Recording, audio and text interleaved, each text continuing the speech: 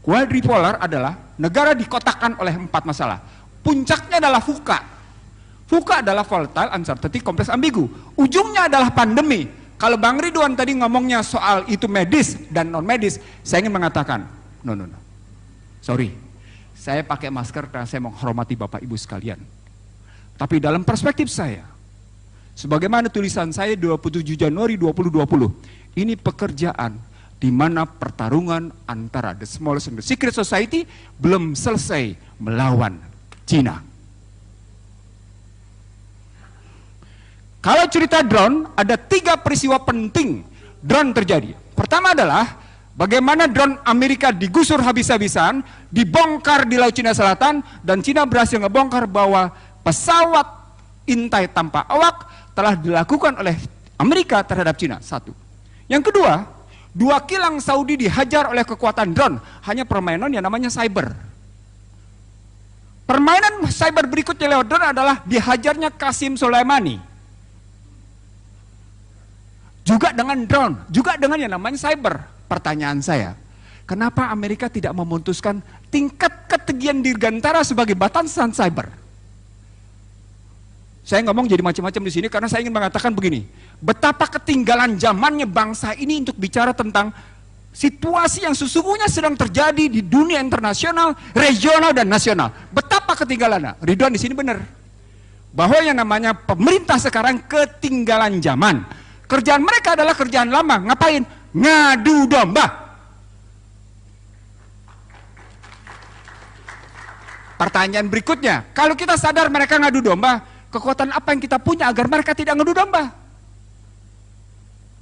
Bapak sekalian, maaf, secara legal ada 2 pernyataan yang mengganggu bagi saya. Pertama, dituangkan dalam RPJMN 2014-2019 bahwa ada kelompok yang melakukan sikap intoleran. Pertanyaan, siapa yang intoleran? Kenapa dituang dalam RPJMN?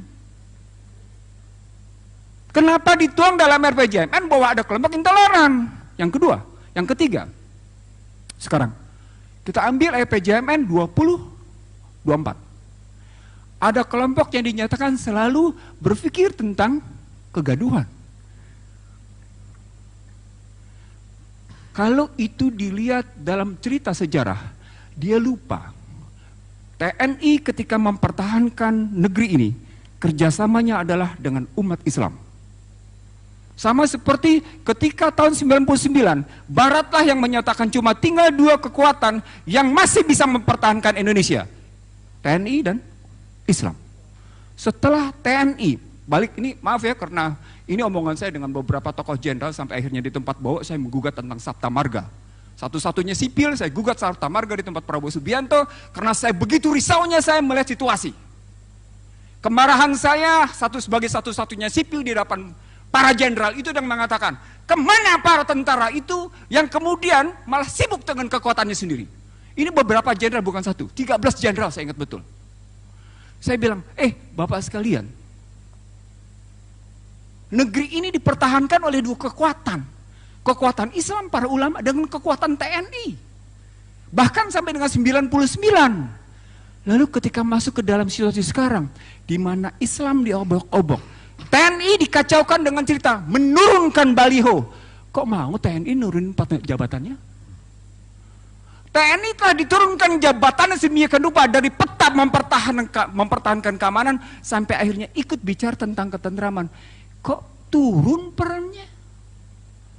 Bukankah itu menurunkan kelembagaan? Bapak sekalian, saya naikin sedikit. Maaf, saya naikin sedikit.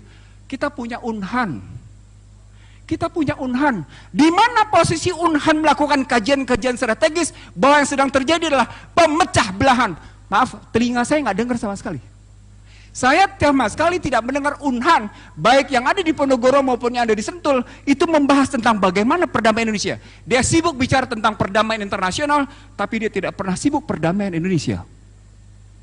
Itu yang namanya Unhan itu.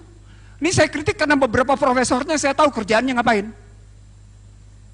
Maaf, terus terang ada kemarahan dalam dada saya begitu melihat situasi yang sedang sekarang terjadi. Nah, Bapak sekalian, sebagai penutup, kita tidak akan bisa mendekat dengan damai, sejuk, tentram, dan aman selama sumber daya alam, produksi, distribusi, dan keuangan tidak sungguh-sungguh tunduk pada konstitusi, ini ujungnya tidak akan pernah. Termasuk soal cyber. Saya belajar sedikit cyber dari sahabat saya, Profesor Marsudi.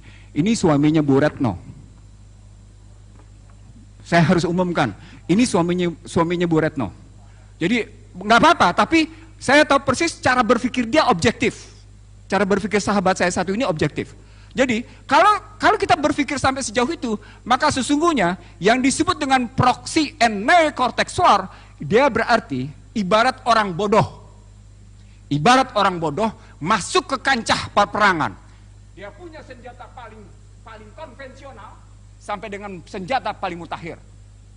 Itulah neocortex war dan proxy war. Untuk orang tertentu dia pakai senjata paling konvensional. Untuk orang-orang tertentu dia pakai senjata paling mutakhir. Bapak sekalian, saya tidak bicara di tempat ini. Saya bicara di lembaga penegak hukum. Joko Widodo sukses mengamankan dirinya lewat COVID-19.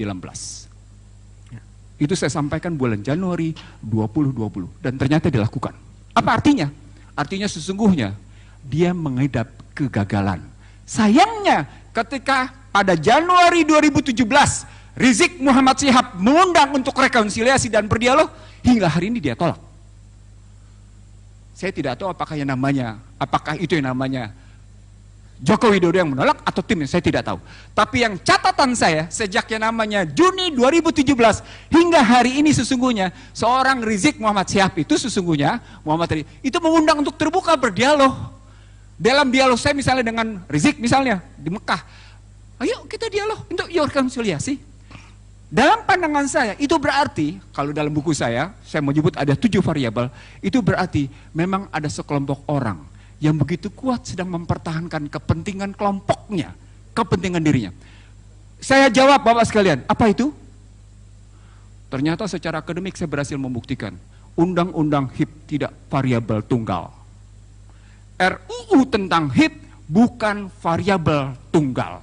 Dia punya riwayat panjang, yang kemudian, ini dalam roadmap-nya, saya coba bangun roadmap-nya, terbukti.